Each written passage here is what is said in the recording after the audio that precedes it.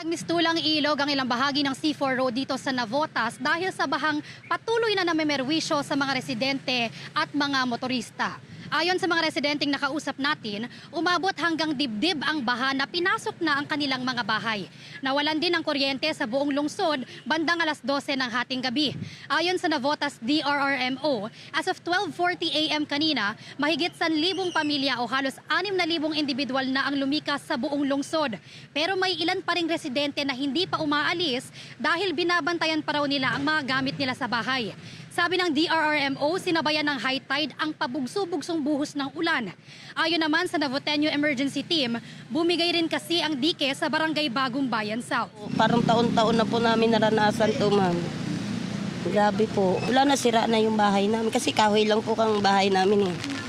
Kaya yung haligi ko nababad na po sa tubig. Eh, anak ko lang po ang naggastos nun eh.